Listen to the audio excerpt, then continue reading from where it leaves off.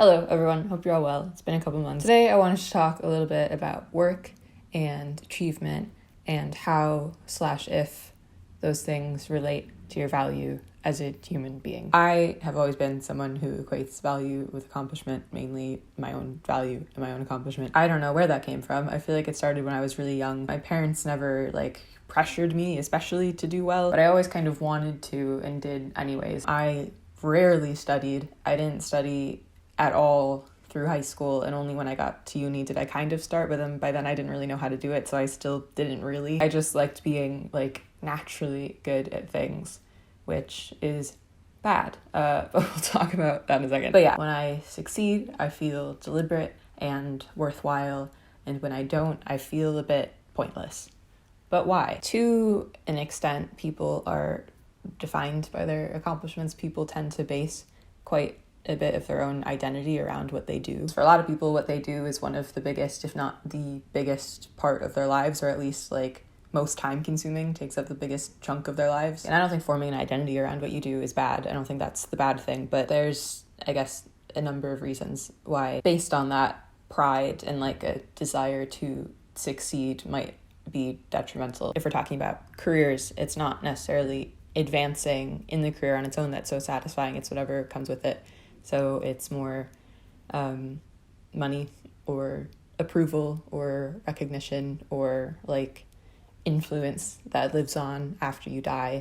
If you're someone whose fucking raison d'etre is to be remembered, then failure, even on a small scale, can feel like a cosmic failure. I've talked about this before, but I like doing what I do because I like making things, and I like the fact that it has a potential to make a positive impact on others. Writing for me is the thing that makes me feel the most purposeful and useful, and that makes me feel good, and I find value in that work. And I feel like the idea of failure ultimately impedes upon my ability to do that, or at least doing that work in the way that I want to. So whether that means less money, which means I can't dedicate as much time to it, or fewer opportunities. Much more selfishly, I like being perceived as the sort of person who does well at what she does. I like being naturally good. I like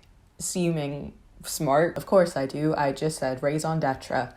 Fuck me. And I feel like I can say that perfectionist tendency has allowed me to do well at some things, but then also I'm pretty sure it's also the reason for a lot of my mental health issues that I had as a teenager. So all that being said, is basing your self-worth on your accomplishments a bad thing? Yeah, I'd probably say it's bad. I guess there are certainly worse things to base it on, the way you look, or I don't know, how many followers you have, which actually, like money, is a more quantifiable measure of success than most things, but also ew. That mindset also just totally ignores the value of failure.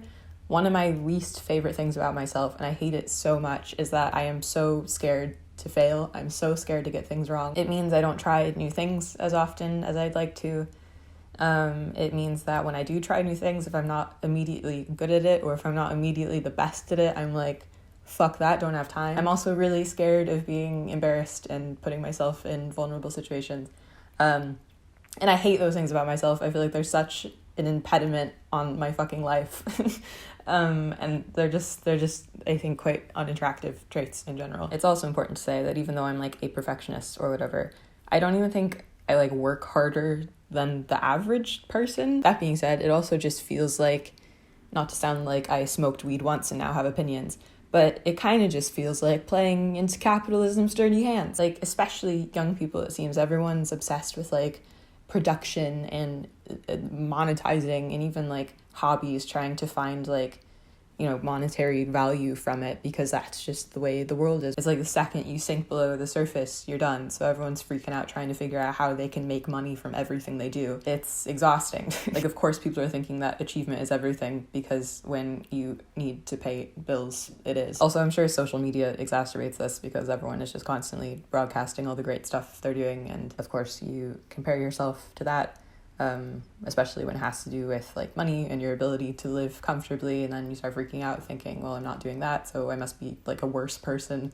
And it feeds, I'm sure, into like imposter syndrome too. Also, huge thing, there's the question of like opportunity. There are tons of factors that mean someone might not be able to achieve at the level that they want to or deserve, despite putting the same or more work into something as someone else has who's done well at it. So I guess the question is, if not that, then what else? So if I'm not basing my self-worth off of what I produce or what I achieve, then what do I base it on? I think my main thing was when I was a kid, it would have helped me out a lot if instead of continuously getting praised for natural ability, I got praised for things that I actually put work into. So not saying like, you're so smart, you're so good at this, but saying you worked really hard on this. Not focusing on the accomplishment, but the traits that led to that accomplishment, specifically like earned traits, that you persevered, that you have a great work ethic,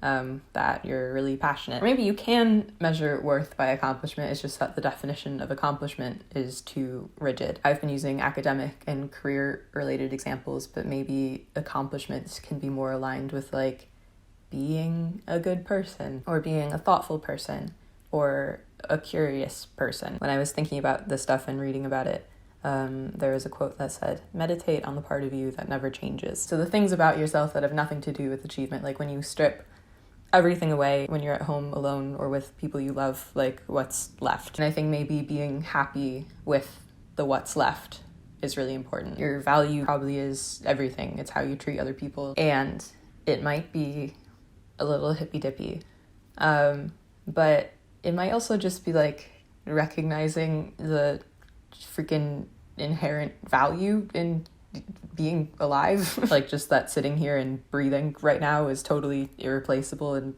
maybe there's just something nice about that in and of itself. I guess it's about finding value in yourself unconditionally, like the way you would love someone else. Like everything I said, I would never think that about somebody else. I would never talk to someone else and be like, oh, what exceptional achievement did you have this year? Nothing, you piece of shit. Like, but that's pretty much how I talk to myself, and I probably shouldn't do that. But yeah, those were my very sort of muddled thoughts. Obviously, there's like so many layers to this. Basically, I say this from a very comfortable position of even being able to meditate on this stuff. As always, I don't have an answer, and I missed out on a lot of things. I guess, what were the discussion questions? Do you feel like you have a healthy relationship with like achievement and work? And does it affect how you see yourself? And if it does, then yes. If it does, then yes.